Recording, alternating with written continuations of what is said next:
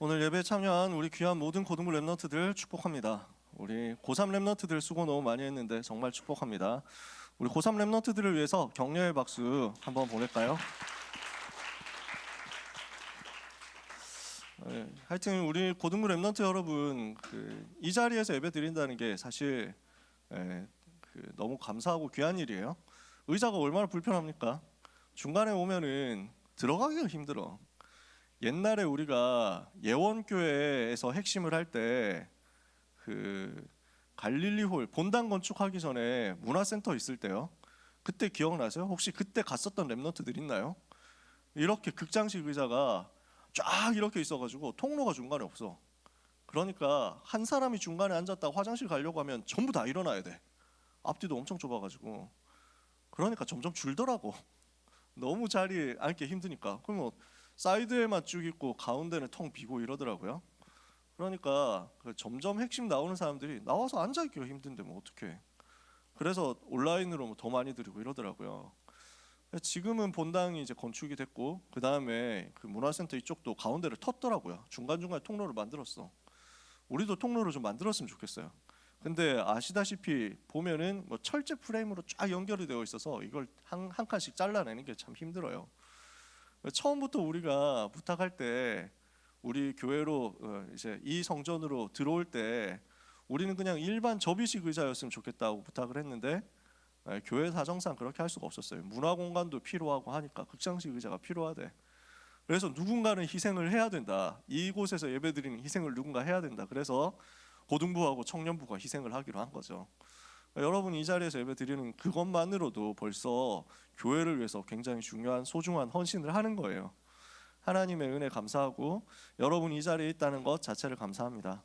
그래서 이 귀한 예배 자리에 중요한 헌신하면서 오신 모든 고등부 랩런트 여러분에게 하나님이 따로 주시는 은혜가 임하게 될 것입니다. 옆에 있는 사람을 향해서 축복합시다. 오늘도 최고의 은혜를 받읍시다. 그래서 여러분 예배 속에서 최고로 힘 얻으시기 바랍니다. 오늘 그리스도는 누구신가입니다.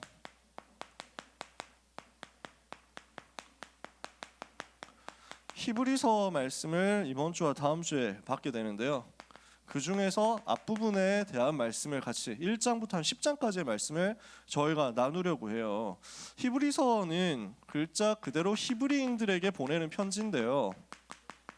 그래서 수신자는 유대인 성도들입니다. 그러면 누가 썼느냐? 발신자는 알 수가 없습니다. 밝혀지지 않았어요. 2000년 동안 교회 역사 연구하는 사람들이 연구해봐도 누가 썼는지는 정확하지 않다. 굉장히 보수적으로 보는 분들은 바울이 썼다라고 얘기를 합니다. 류광수 목사님도 그 설을 따릅니다. 그래서 류 목사님 메시지에 보면 14권 서신을 썼다 이렇게 표현하시죠. 히브리서를 포함해야 14권이 됩니다. 저는 개인적으로 봤을 때는 바울이 쓴 건 아닌 것 같다라고 생각이 듭니다. 몇 가지 이유가 있는데 제일 뒤에 보면 13장 제일 끝에 보면 인사가 있습니다. 인사말이 있는데 너희 형제 디모데가 노인 것을 알라 이렇게 써 있어요. 디모데가 지금 발신자가 이 편지를 히브리서 쓴 사람이 뭐라고 얘기하냐면 우리 형제 디모데가 노였다라고 썼잖아요. 그 말은 아마도 디모데하고 같은 사역자였던 것 같아요. 그러니까 같은 급의 사역자라고 하면 좀 말이 웃기지만 아마 디모데는 바울 밑에서 헌신하던 부교역자였잖아요. 제가 생각할 때는 바울의 부교역자 중에 한 명 있었을 것 같아요. 바울 밑에 사역하던 제자가 썼을 것 같아요. 그리고 디모데가 노였다라는 말은 디모데가 갇혀 있었다는 말이잖아요. 그런데 바울이 갇혀 있었는데 디모데가 갇혀 있는 경우는 있어도 같이 갇혀 있는 경우는 있어도 바울이 순교하기 직전 얘기죠. 근데 바울은 자유로운데 디모데 혼자 갇혀 있었던 기록은 사도행전 아무리 찾아봐도 없어요. 그러니까 이 경우는 아마 바울이 순교하고 나서 바울과 함께 감옥에 있었다가 디모데가 바울 순교 이후에 풀려난 것을 말하는 것 같아요. 이 문장은. 그리고 뒤에 보면 이달리아로부터 온 자들이 너희에게 또한 문안하느니라 라고 썼어요. 그 말은 이탈리아에서 건너온 성도들이 또 인사를 전한다라는 얘기잖아요. 그러면 지금 이 편지를 쓴 사람은 이탈리아에 있지 않겠죠? 그러면은 그때 당시 바울이 순교하고 로마에서 큰 핍박이 일어났다가 이탈리아 반도에서 큰 핍박이 일어났다가 네로 황제의 죽음과 함께 반란이 일어나서 핍박 일으켰던 네로 황제 자살하죠. 그래서 그 네로 황제의 죽음과 함께 핍박이 약화돼요. 그래서 디모데도 풀려나고 그때 이탈리아에 억류되어 있었던 제자들도 풀려나서 이제 동방으로 아마 마게도냐나 아시아 지역으로 건너오게 된 게 아니냐. 그래서 제가 생각할 때는 이 편지는 바울의 제자가 썼다라고 생각합니다. 누가 썼는지는 모르지만 바울의 제자일 것이다. 아볼로 같은 사람이 있지 않겠냐. 왜냐하면 구약 성경에 굉장히 능통해요. 구약에 대해서 완전 다 알고 있어요. 구약 성경을 엄청 많이 인용을 해요. 굉장히 해박한 구약에 대한 지식을 갖고 있는 사람인데 바울의 제자 중에서는 아볼로 같은 사람이 구약 성경에 완전 통달한 사람이었거든요. 아마 그렇지 않았겠냐라고 생각합니다. 그래서 지금 바울의 순교 이후에 이 내용을 써서 많이 핍박이 크게 있었고 베드로도 바울도 순교하고 나니까 사실은 많은 성도들이 어렵잖아요. 마음이 힘들잖아요. 자기 가족들이 예를 들어서 핍박받아가지고 순교한 그런 현장들도 있었을 거예요. 그 현장을 두고 지금 믿음으로 결단하고 힘을 얻어라 라고 위로하는 메시지가 아니겠냐라고 저는 생각해요. 그래서 앞부분을 보면 1장부터 10장까지 보면 그리스도가 누구시냐 이걸 이야기해요. 그래서 1장부터 2장까지 앞부분을 보면 그리스도는 누구시냐? 천사보다 뛰어난 분이시다 라고 이야기를 해요. 3장에서는 모세보다 뛰어난 분이 그리스도시다 이렇게 얘기해요. 4장 뒷부분부터 쭉 얘기하는 게 대제사장보다 뛰어나신 큰 대제사장이 바로 그리스도 예수님이다 라고 이야기해요. 그러면 그 대제사장으로서 무슨 일을 하셨느냐 하는 것을 이야기하면서 예수 그리스도는 자기의 피로 영원한 속죄를 이루셔서 우리 인생의 모든 문제를 해결하셨다라고 설명해요. 그래서 앞부분에서 그리스도가 누구신지를 점층적으로 보여주면서 유대인 성도들이 잘 알고 있는 구약의 율법, 구약의 제사, 구약의 제도, 구약의 모든 예언을 총동원해가지고 예수가 그리스도라는 것을 설명해요. 그러면은 그 이후에 11장에서 13장까지는 무엇을 이야기하냐면 그리스도를 바라보는 믿음의 여정을 설명을 하는 거예요. 그리스도 바라보라고. 그 그리스도께서 모든 문제를 해결하셨는데 우리는 그 그리스도 붙잡고 그 그리스도를 바라보고 언약의 여정을 달려가는 것이다. 그 과정에서 핍박이 일어난다. 그 과정에서 환난이 일어난다. 문제 되냐? 당연히 핍박이 일어나는 것이고 당연히 환난이 일어나는 것인데 믿음 가지면 승리하는 것이다. 증거가 히브리서 11장 사람들 쭉 설명해요. 그래서 히브리서 11장 믿음의 사람들을 설명하면서 12장에서 바로 이야기하는 게 우리가 그 언약의 대열에 서서 똑같이 달려가는 것 아니냐 이렇게 얘기를 하는 거예요. 구름같이 허다한 믿음의 증인들이 있으니까 우리도 그 증인들의 뒤를 이어서 인내로서 믿음의 경주를 하고 하나님을 바라보고 그리스도를 바라보면서 달려가는 것이다. 그래서 13장에 보면 그리스도는 어제나 오늘이나 영원토록 동일하시다. 그 그리스도 끝까지 붙잡아라. 그러면 환난이 일어나도 승리한다. 이 믿음의 사람들처럼 이렇게 이야기를 하는 거죠. 이 히브리서를 가지고 오늘 말씀을 같이 나눌 겁니다. 앞에서 설명을 대강 다 했네요. 오늘 우리가 뭘 붙잡아야 되겠습니까? 우리는 나라는 것이 드러나지 않도록, 우리는 나라는 것이 드러나는 것이 종교라는 것을 알고 나라는 것이 나타나고 나라는 것이 주장되고 나라는 것이 자꾸 강조되지 않도록 찾아내야 되겠습니다. 언약을 그렇게 붙잡아야 됩니다. 나 중심이 되도록 나라는 존재가 드러나고 내 사상이 드러나고 내 인격이 드러나고 내 이익이 드러나고 내 자리가 드러나면 이거는 사탄이 속이는 그 속임수로 빠져드는 거예요. 이게 마귀가 만들어 온 전략이거든요. 창세기 3장 때부터 지금 사단은 계속 이 짓을 하고 있는 거예요. 마귀는 뭘로 속이느냐? 나라는 것을 가지고 속인다니까. 내 생각에는, 내가 봤을 때는, 내 입장에는, 내 주장으로는, 내 고집으로는, 내 편견으로는, 내 사상을 가지고는 하나님의 완전하심을 담을 수가 없어요. 하나님은 전능하신데 우리는 자꾸 내 수준 가지고 판단하고 제한하고.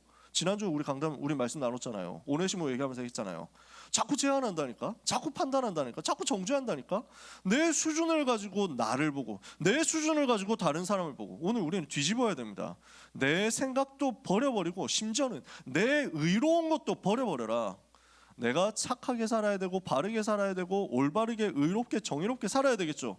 그게 드러나서 그리스도를 잊어버린다면 차라리 못 사는 게 낫단 말이지. 차라리 더럽게 사는 게 낫단 말이지. 여러분, 진짜 깨끗하게 살고 착하게 살고 바르게 살아가지고 다른 사람들의 박수를 받으면서 그리스도 없이 사는 게 낫습니까? 아니면 손가락질 받을지언정 그리스도 붙잡는 게 낫습니까? 사탄을 이길 수가 없다니까. 나라는 거 붙잡아가지고는 마귀를 이길 수가 없다니까. 그래서 사람들은 종교의 함정에 빠져서 내가 잘해야 되고, 내가 욕심 버려야 되고, 내가 깨끗해야 되고, 내가 훌륭해야 되고, 내가 의롭게 죄를 버려야 되고, 여기에 빠져가지고 사탄이 만들어놓은 함정 속에서 계속 허우적대다가 영적 문제 재생산하는 거예요. 오늘 우리는 뭐 붙잡아야 되느냐? 그리스도만 나타나도록 우리는 붙잡는 겁니다. 이것을 보고 복음이라고 합니다. 그리스도만 내게서 나타나는 겁니다. 오직 그리스도만 내게서 존귀케 되기를 원한다. 이게 바울의 고백이었어요. 내가 살든지 죽든지 오직 그리스도만 나에게서 존귀케 되기를 원한다. 오직 그리스도라는 거죠. 사도행전 4장 12절에 다른 이로서는 구원을 받을 수 없나니 천하 사람 중에 구원받을 만한 다른 이름을 우리에게 주신 일이 없음이니라. 내가 나타나지 않고 그리스도만 오직으로 나타나도록 우리가 복음 붙잡는 거예요. 왜? 그래야만 지금도 역사하고 있는 흑암의 권세를 깨뜨릴 수 있습니다. 그래야만 이 땅에 있는 진짜 문제를 해결할 수 있습니다. 바르게 살고 죄 안 짓고 살고 깨끗하게 살아가지고 이 땅의 문제 해결할 수 있다면 왜 우리가 지금 여기에 모여가지고 있겠습니까? 지금이라도 가가지고 학원 가서 공부 한 자로 더 하는 게 낫지. 그걸로 이 땅의 문제 해결이 안 되고, 개인의 문제 해결이 안 되고, 영적인 문제, 정신 문제 해결이 안 된다니까요. 그래서 하나님이 우리를 불러서 오직 그리스도 붙잡게 하신 거예요. 오직 그리스도 바라보게 하신 거예요. 사탄은 지금도 그리스도 말고 다른 것이 나타나도록 속입니다. 오늘 예배에서는 그래서 집요하게 그리스도가 나타나야 됩니다. 우리 선생님이 딱 성령인도 받아가지고 찬양인도 하는 거 보세요. 그리스도 계속 하잖아요. 그게 예배라니까. 그래야 된다니까. 그래서 예배 시작할 때도 예수는 그리스도, 예수는 주 이렇게 시작하잖아요.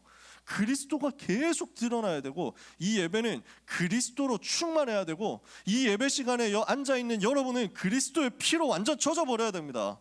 그리스도의 그 보배로운 피로, 그 피의 공로로 우리가 이 자리에 있는 겁니다. 그 사실이 여러분 속에 강력하게 붙잡아지기를 바랍니다. 그럼 여러분은 어디를 가도 승리합니다. 그래서 사탄이 그리스도 나타나지 못하도록 속이고 다른 것을 가지고 헷갈리게 만들거든요. 유대인 성도들한테는 뭘로 함정을 주느냐? 구약 성경 많이 본 유대인들은 천사 이러면 그게 대단한 줄 안다니까. 유대인들은 모세 대단한 줄 안다니까. 대단하지. 근데 그리스도보다 높을 수가 있냐고. 그리스도보다 모세가 강조되면 되냐고. 대제사장, 구약의 제사, 제도, 율법, 절기 이런 것들이 그리스도보다 강조되려고 하니까 이게 사탄의 전략이구나. 꺾어버리는 거예요. 그게 히브리서예요. 도대체 그리스도는 누구십니까? 우리에게 큰 구원을 주신 분이 바로 그리스도시다. 이게 오늘 첫 번째입니다. 큰 구원을 우리에게 어떻게 주셨습니까? 큰 구원이 우리에게 왜 필요합니까? 우리는 하나님 떠나서 지옥 배경 속에 있었잖아요. 그 지옥 배경 속에 있었던 우리를 구원해낸 겁니다. 우리는 하나님 떠나서 마귀의 인도와 지배 속에 있었잖아요. 거기에서 우리를 건져낸 겁니다. 죄로 인해서 인간의 재앙 만나게 됐잖아요. 거기에서 그리스도께서 우리를 건져낸 겁니다. 그래서 큰 구원이에요. 불났을 때 불난 집에서 사람을 구원해줬다, 구출해줬다, 그것도 구원이지. 물에 빠진 사람을 건져줬다, 구원이지. 이제 막 내 성적이 허우적대고 있는데 학원 선생님이 나를 건져줬다, 그것도 구원이야. 필요해. 우리 여기도 학원 선생님들 계시잖아요. 얼마나 귀한 분들입니까? 학교 현직 선생님들도 계시잖아요. 얼마나 귀한 분들입니까? 그 구원도 소중하다니까. 여러분이 허우적대고 있는 수학 8등급을 건져내가지고 3등급으로 바꿔줬다, 큰 역사지. 근데 그걸로 해결 안 되는 문제가 이 문제잖아. 지옥의 권세, 사탄의 권세, 모든 재앙과 저주의 문제 해결하기 위해서 하나님께서 그리스도를 보내셨단 말이에요. 그래서 그리스도께서 무슨 일을 하셨느냐? 인간을 지옥의 모든 배경에서 건져내기 위해서 참 선지자가 되신 겁니다. 요한복음 14장 6절에 내가 곧 길이요 진리요 생명이니 나로 말미암지 않고는 아버지께로 올 자가 없느니라. 히브리서 10장 19절에 보니까 그리스도께서 우리를 하나님 앞으로 인도하시기 위해서 휘장 가운데로 새로운 살 길을 여셨다. 새롭고 산 길을 여셔서 우리를 하나님 앞으로 인도하셨다. 사탄의 권세를 인간 스스로 이길 수 없으니까 하나님께서 그리스도를 보냈습니다. 요한일서 3장 8절에 하나님의 아들이 나타나신 것은 마귀의 일을 멸하려 하십니다. 히브리서 기자는 히브리서 2장 14절에서 사망으로서 사망의 권세를 잡으자 마귀를 없이 하셨다 설명했습니다. 지금도 모든 죄와 저주로 인해서 인간은 멸망 속에 있는데 거기에서 인간을 건져내고 해방시켜 버렸다니까요. 로마서 8장 2절에 그리스도 예수 안에 있는 생명의 성령의 법이 죄와 사망의 법에서 너를 해방하였습니다. 그래서 히브리서 기자는 히브리서 9장 12절에서 염소와 송아지의 피로 하지 않고 자기의 피로 영원한 속죄를 이루사 단번에 성소에 들어가셨다. 우리를 죄에서 건져내시기 위해서 참 제사장으로서 스스로 희생 제물이 되셔서 모든 죄 저주를 끝내셨습니다. 참 선지자요, 참 왕이요, 참 제사장 되신 그리스도는 우리를 모든 저주에서 건져냈습니다. 이걸 보고 큰 구원이라고 합니다. 이 큰 구원이 오늘 여러분에게 와 있는 겁니다. 여러분 속에 이 큰 구원이 이미 임했습니다. 이것을 누리는 시간 되기를 예수 그리스도 이름으로 축복합니다. 그 큰 구원을 받고 나니까 우리가 어떻게 됩니까? 참 안식이 우리한테 당연히 따라오는 거예요. 왜? 하나님 떠나서는 안식이 없거든. 하나님 만나야만 안식이 있거든. 하나님 떠나서 지옥 배경 속에 살아가는데 어떻게 안식이 있겠어요? 마귀의 종노릇 하는데 어떻게 안식이 있냐고. 늘 재앙만 나고 늘 저주만 나는데 맨날 두려워해야지. 어떻게 안식이 있겠냐고. 그리스도를 통해서 하나님 만나고 나니까 참 안식이 우리에게 회복된 겁니다. 마태복음 11장 28절에 수고하고 무거운 짐지고 옛날에는 고난당했잖아요. 근데 우리가 주님께로 와서 쉬게 된 거예요. 그리스도께 와서 쉬게 된 거예요. 그래서 요한복음 14장 1절에서 6절 하나님 아버지 집에 거할 수 있도록 미래가 완전히 보장된 거예요. 요한복음 14장 26절 27절 성령의 인도와 그 성령의 인도로 말미암아서 나오는 참 평안을 누리게 된 거예요. 14장 27절에 평안을 너희에게 끼치노니 곧 나의 평안을 너희에게 주노라. 내가 주는 평안은 세상이 주는 것과 같지 아니하니라. 너희는 마음에 근심하지도 말고 두려워하지도 마라. 오늘 모든 염려 내려놓으시기를 바랍니다. 모든 근심도 다 버리시기 바랍니다. 아무것도 염려하지 마시기 바랍니다. 왜냐? 그냥 무책임하게 걱정하지 마, 뭐 어떻게든 될 거야 얘기를 하는 게 아니에요. 여러분 속에 주의 성령께서 함께 계신다. 그 성령께서 여러분을 이끌어 가시고 반드시 정확하게 인도하셔서 여러분이 세계복음화의 승리의 길로, 서밋의 길로, 가이사 앞의 길로 인도해 나가실 거니까. 그러니 염려할 게 없어요. 참 안식 가져라. 참 안식 우리에게 와 있습니다. 우리에게 큰 구원을 베푸신 그리스도, 우리에게 참 안식을 주신 그 그리스도는 그래서 큰 대제사장이에요. 대제사장인데 큰 자를 더 붙였잖아. 제사장보다 높은 사람이 큰 대제사장인데 대제사장보다 더 큰 거야. 더 높은 거야. 큰 대제사장. 그래서 대대제사장이라고 할 수 있지. 무슨 말입니까? 우리의 연약함을 아시고 우리의 부족함을 아시지만, 그래서 우리의 연약함과 부족함을 아시고 우리를 동정하시고 우리를 긍휼히 여기시고 우리를 모든 연약함과 부족함에서 건져내셨단 말이에요. 그래서 히브리서 4장 15절 16절에 보니까요, 우리에게 있는 대제사장은 우리의 연약함을 동정하지 못하실 분이 아니요 우리와 똑같이 시험을 받으셨지만 죄는 없으신 분이시다. 그래서 우리 주님이 여러분의 약한 것을 다 알고 계십니다. 여러분 잘 안 됩니까? 주님이 다 알고 계세요. 여러분 잘 뭔가 부족합니까? 모자랍니까? 그 주님 다 알고 계세요. 그것을 아시고 여러분들을 동정하시고 여러분들에게 긍휼을 베풀어 주시는 좋으신 분이세요. 우리 주님이 얼마나 좋은 분인데, 얼마나 여러분을 사랑하시는데요. 이 사실 여러분이 발견하게 되기를 바랍니다. 그래서 우리는 긍휼하심을 얻고 때를 따라 돕는 은혜를 얻기 위하여 은혜의 보좌 앞으로 담대히 나아갈 것이니라. 우리는 날마다 하나님이 주시는 은혜를 받기 위해서 긍휼하심을 따라 때를 따라 돕는 은혜를 받는 은혜의 보좌 앞으로 나아갈 수 있습니다. 그 응답의 문을 여신 참 제사장, 참 대제사장이 바로 그리스도시다. 그 그리스도로 말미암아 우리에게 구원이 왔습니다. 굉장히 어려운 말이 하나 여기서 나옵니다. 그리스도는 누구시냐? 멜기세덱의 반차를 따라 나신 제사장이시다. 이 말이 무슨 말입니까? 멜기세덱이라는 사람 들어봤어요? 멜기세덱 나는 들어봤다. 손 들어봅시다. 들어봤다. 2명 있네? 3명? 네, 선생님 포함해가지고. 네. 옛날 같으면 이제 성경 퀴즈 대회 뭐 이런 거 해가지고 막 아브라함에게 나타나서 아브라함을 축복하고 아브라함이 11조를 바쳤던 그 사람은 누굴까요? 4글자 뭐 이래가지고 막 옛날 같은 퀴즈 나온다. 그 사람이 멜기세덱이거든. 성경에 딱 한 번 나와요. 창세기 14장에 나와요. 그 사람 이야기를 지금 히브리서 기자가 끄집어낸 겁니다. 왜 그랬을까요? 굉장히 좀 그 논리적인 얘기예요. 자, 여기서부터 논리적인 설명을 좀 해볼게요. 지금 예수님이 그리스도라고 히브리서 기자는 얘기를 하죠. 그러면 그리스도는 기름 부음 받은 자니까 3가지 일을 해야 돼요. 뭐예요? 왕, 선지자, 제사장이에요. 근데 지금 구약 성경을 아는 유대인들에게 요 얘기를 해요. 그러면은 구약 성경을 알고 있는 유대인들은 바로 깨닫는 게 있어요. 우리는 전혀 그런 감이 없는데 이 사람들은 바로 아는 게 있어. 왕이다라고 하면 아, 유다 지파이겠네? 라고 생각을 하는 거예요. 예수 그리스도가 참 왕이라면 그 사람은 유다 지파 다윗의 자손이어야만 해. 그런데 족보 보니까 맞아. 인정. 왕 인정. 왕인 거 인정할 수 있다. 그리고 선지자는 특별히 무슨 지파여야 되냐? 혈통적인 게 없어. 하나님의 말씀이 임하면 선지자 할 수 있어. 그러니까 선지자도 인정. 근데 제사장은 아니지. 이렇게 나오는 거예요. 유대인들이. 왜냐? 제사장은 유대인 구약의 율법에 따르면 레위 지파만 제사장이 될 수 있어요. 지파가 12개 지파가 있거든. 큰 부족이 있는 거야. 유다인들에게, 유대인 이스라엘 사람들에게 12개 큰 부족이 있는데 그 12개 부족 안에 성씨 안에 이렇게 들어있는 거 우리식으로 따지면 그 중에 레위 지파 가문에서만 제사장이 나오도록 되어 있어요. 그러니까 유대인들이 봤을 때는 예수가 왕이다 그래 인정할 수 있고 예수가 선지자다 그것도 인정할 수 있는데 예수가 제사장인 건 안 되지. 레위 지파 아니고 유다 지파인데 어디서 약을 팔아 뭐 이렇게 해가지고 기독교를 핍박하는 거야. 그러니까 여기에서 구약 성경에 능통한 이분이 뭐라고 얘기를 하냐면 이 성경 알못들아 하면서 얘기를 하는 거예요. 이 경알못들, 구약 알못들 뭐 하면서 이 그 제사장이 레위 지파만 있는 줄 아냐? 하면서 딱 찾아낸 거예요. 구약 성경에 누가 있는지 아느냐? 여러분의 조상 누구냐? 아브라함.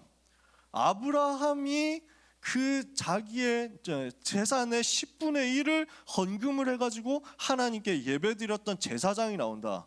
그 제사장이 바로 멜기세덱이야 라고 하면서 설명을 해요. 멜기세덱이라는 사람이 있는데 어느 지파 출신인지도 모르고 그 다음에 어디서 왔는지도 모르고 무엇을 했는지도 모르고 시작이 어디서 나왔는지 끝도 어디 있는지도 모르고 성경에 딱 그 부분에 갑자기 등장했다. 등장해가지고 와서 멜기세덱이 아브라함을 축복한다. 그러면 이게 누구냐? 하나님이 직접 세운 사람 아니냐? 근데 레위라는 사람, 레위 지파가 그때 태어났냐? 태어나기도 전이다라고 지금 이 사람 얘기를 하는 거예요. 히브리서 기자는. 자, 아브라함의 아들이 이삭입니다. 이삭의 아들이 야곱입니다. 야곱의 아들 중에 레위가 있습니다. 그 레위 지파 자손들 중에서 제사장이 나옵니다. 그런데 아브라함이 먼저 큰 제사장을 만나가지고 그 제사장을 통해서 예배드리고 그 제사장을 통해서 복음을 누리고 그 제사장에게 헌금을 했다. 그럼 이 제사장 레위 지파 아니라고 무시할 거냐? 아니잖아요. 이해가 되세요? 레위 지파 아니지만 완벽한 제사장이에요. 그러면서 아브라함을 축복했다는 말은 생각해봐라. 상식적으로 높은 사람이 아래에 있는 사람에게 축복하지 않겠냐? 의문의 여지 없이 높은 사람 위에서 밑으로 축복을 하는 것이다. 아브라함을 멜기세덱이 축복했으면 레위의 그 너희들이 제사장이어야만 된다고 생각하는 그 레위의 조상인 아브라함보다 멜기세덱이 더 높은 제사장이었다는 얘기잖아. 그러니까 예수 그리스도는 하나님께서 직접 세우신 제사장이야. 굳이 라인을 따르자면 멜기세덱 라인에서 나온 제사장이라고 하면 끝나는 거 아니야? 너희 할 말 있어? 라고 얘기를 하는 거예요. 이해가 되세요? 요 논리적인 구조를 가지고 얘기합니다. 그리고 이 부분을 다윗이 시편을 통해서 예언했어요. 멜기세덱의 반차를 따르는 영원한 제사장이라고 시편에 썼어요. 그 내용을 또 인용을 한 거예요. 그러면 그 그리스도는 무슨 일을 하셨느냐? 성경 구절 쭉 다 봐야 되겠습니다만 우리가 시간이 없죠. 히브리서 5장 9절에 보니까 그리스도는 멜기세덱의 반차를 따라 나타나신 참 제사장으로서 영원한 구원의 근원이 되신다. 우리에게 구원을 베푸시는 근원이 바로 그리스도 예수님이시다. 그래서 그리스도는 히브리서 7장 22절에서 27절까지 보면요, 더 좋은 언약의 보증이 되시고 항상 살아계신 그분이 자기를 힘입어 하나님께 나아가는 자를 온전히 구원하실 수 있고, 레위 제사장들하고 다르다는 거예요. 레위 지파 대제사장들은 날마다 자기 죄를 속죄하는 제사를 해야 돼. 제사장으로서 모든 백성의 죄를 용서하기 위해서 1년에 한 번만 대제사장만 성소를 지나서 지성소에 들어갈 수 있어요. 구약시대 성막이 성전이 이렇게 생겼거든요. 그 성전이 이렇게 앞에 있는 이쪽이 성소고 이 안쪽이 지성소예요. 여기는 휘장으로 가로막혀 있어요. 그 커튼으로 가로막혀 있는 거지. 이 안쪽에 뭐가 있습니까? 언약궤가 있어요. 이 안에는 아무도 못 들어가고 대제사장만 1년에 한 번 들어갈 수 있어요.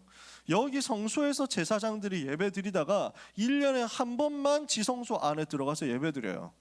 그래서 모든 이스라엘 백성의 죄를 하나님 앞에 고백하고 용서받는 제사를 지내요. 근데 요 속죄의 일을 하기 위해서는 먼저 대제사장이 자기 죄를 용서하고 자기 죄를 고백하고 용서받는 제사를 먼저 지내야 돼요. 자기 자신을 위해서 제사를 먼저 지내야 돼. 왜? 자기도 죄인이니까. 그리고 나서 1년에 한 번 겨우 백성들을 위해서 제사를 지낼 수 있었다니까. 그런데 그리스도는 어떤 제사장이냐? 죄가 전혀 없으신 분이시기 때문에 자기를 위하여 제사 날마다 지낼 필요가 없고, 그리고 백성들을 위해서 1년에 한 번 하고 그 다음에 백성들이 개인적으로 일일이 가지고 오는 매일 가지고 오는 그 희생제사 다시 드릴 필요 없이, 제물을 다시 잡을 필요 없이 한 번에 자기의 몸을 들여서 영원한 속죄를 이루신 것이다. 이렇게 설명하는 거예요.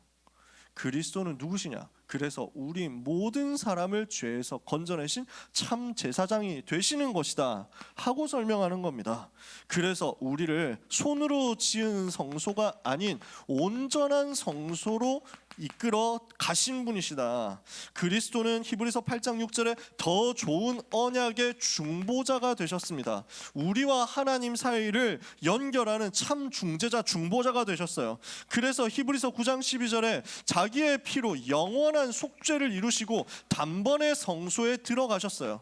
그리스도로 말미암아 우리는 영원히 모든 문제 해결을 받게 된 거예요. 그래서 히브리서 10장 19절에서 20절에 보니까 우리는 예수의 피를 힘입어 성소에 들어갈 담력을 얻었나니 휘장 가운데로 그분이 열어주신 새롭고 산 길을 통해서 우리가 하나님께로 나아가게 된 것이다. 누구의 피를 힘입어? 예수의 피를 힘입어 우리는 이것을 붙잡고 하나님 앞으로 나아가는 겁니다. 그리스도 예수께서 우리를 위해서 십자가에 흘려주신 그 피로 말미암아 우리가 정결하게 되었고 우리가 깨끗하게 되었고 하나님 앞으로 나아가게 됐습니다. 주님이 십자가에서 죽으실 때 요 성소와 지성소를 갈라놓는 휘장이 찢어졌어요. 사람이 찢은 게 아니야. 위에서부터 아래로 찢어졌어. 사람이 찢은 게 아니야. 하나님이 찢으신 거지. 무엇을 말하냐? 히브리서 기자가 정확하게 밝혔어요.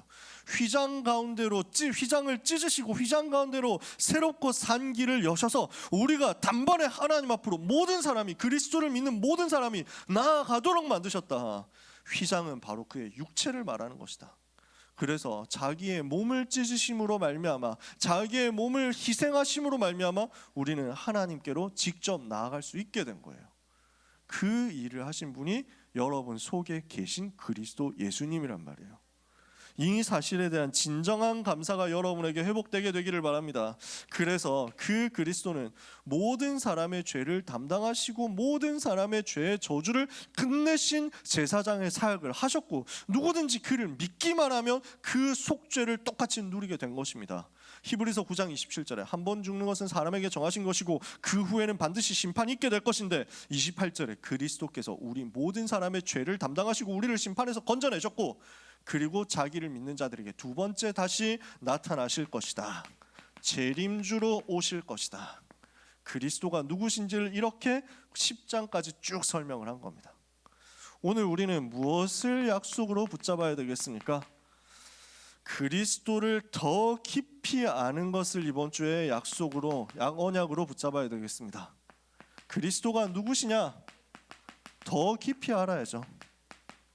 이번 주간에 그래서 이 부분을 묵상해 보세요. 복음 성경 구절 묵상해 보세요. 복음 메시지 묵상하면서 나를 살리신 그리스도 도대체 어떤 분이시냐 한번 찾아서 읽어보는 거예요. 이거 한번 해보세요. 그래서 하나님께서 내게 주신 큰 구원과 참 안식에 대한 감사를 회복해라. 오늘 추수감사절이잖아요. 우리는 농사는 안 짓습니다. 그러니까 여러분 농사 짓는 분 혹시 계십니까? 있을 수도 있지. 대부분 농사는 안 짓습니다. 우리가 추수감사절을 해야 되는 이유가 뭐냐? 우리가 추수한 것 1년 동안 잘 인도받은 것 이거 당연히 감사하지만 우린 날마다 감사해야 됩니다. 하나님의 나라 배경 속으로 들어오게 된 그 사실에 대한 진정한 감사, 누구를 통해서? 그리스도를 통해서 이 사실을 감사로 누리는 겁니다. 그래서 그러면서 뭘 하느냐? 때를 따라 돕는 은혜를 얻기 위하여 은혜의 보좌 앞으로 날마다 나아가는 겁니다. 히브리서 기자가 요거 얘기하는 겁니다. 은혜의 보좌 앞으로 날마다 나아가라. 그래서 이것을 보고 성소로 들어가는 서밋 타임이다. 서밋의 시간을 여러분이 가지는 겁니다. 진짜 고요하고 평안하게 하나님을 바라보는 시간, 내 모든 것을 내려놓고, 염려 내려놓고, 근심 걱정 내려놓고, 불신앙 내려놓고 정말 하나님 바라보는 시간, 요 시간 진짜 3분이라도 좋아요. 1분이라도 좋아. 만들어내세요. 이 시간 여러분은 굉장한 힘을 얻게 될 것입니다. 하나님을 바라보고 은혜의 보좌 앞으로 나아가는데 여러분한테는 영적인 힘과 모든 오력이 회복되게 될 것입니다. 이 시간 여러분은 하나님이 주시는 망대를 세우게 될 것이요, 이 시간 하나님이 주신 여정을 가게 될 것이요, 이 시간 하나님이 여러분에게 보여주시는 이정표를 확인하게 될 겁니다. 그 은혜의 시간을 이번 주간에 체험하도록 날마다 시간마다 은혜의 보좌 앞으로 나아가는 응답을 여러분이 다 받게 되시기를 예수 그리스도 이름으로 축복합니다. 그리스도께서 우리를 살리시기 위해서 그 보배로운 피를 흘리시고 죽으셨습니다. 그 피가 우리 마음속에 증거가 되어서 우리가 지금 이곳에 있습니다. 여러분의 인생 전체를 그 그리스도께서 피값으로 사셨고 앞으로도 이끌어 가사 세계복음화의 그날까지 서게 하실 것입니다. 아무것도 염려하지 말고 복음 누리는 깊은 속으로 들어가서 참된 감사를 회복하는 오늘 하루, 그리고 이번 한 주간 되기를 예수 그리스도 이름으로 축복합니다. 하나님께 감사드립니다. 우리 귀한 모든 고등부 렘넌트들에게 그리스도가 누구신지 더 깊이 알고 그리스도 누리는 은혜의 보좌 앞으로 담대히 나아가는 응답을 허락하여 주시옵소서. 우리를 피값으로 사신 주 예수 그리스도께 모든 감사와 영광을 돌려드립니다. 오늘 하루 예배하는 모든 시간 속에서 성삼위 하나님으로 충만케 되는 역사가 모든 렘넌트와 전도자들에게 임하게 하옵소서. 예수 그리스도 이름으로 기도합니다. 아멘. 하나님 감사합니다. 드려진 예물을 통하여 하나님이 영광과 찬송을 받으시고 우리의 생애, 우리 렘넌트의 생애 2030에서 2080까지 또 그 이후까지 세계복음화의 사명 감당할 수 있는 능력의 경제와 전문성과 기능이 회복되게 하여 주시옵소서. 우리 렘넌트에 가는 모든 길을 인도하시고 고3 렘넌트의 입시 여정과 우리 모든 렘넌트의 학업의 스케줄을 주께서 붙들어 주사 그리스도로 충분하며 그리스도로 완전하며 그리스도로 모든 것 회복하는 응답이 임하게 하여 주시옵소서. 예수 그리스도의 은혜와 하나님의 사랑과 성령님의 역사하심이 언약을 붙잡고 그리스도 바라보고 은혜의 보좌 앞으로 담대히 날마다 나아가기를 작정하는 소중한 모든 고등부 렘넌트와 전도자들 위해 지금부터 영원까지 항상 함께 있을지어다. 아멘.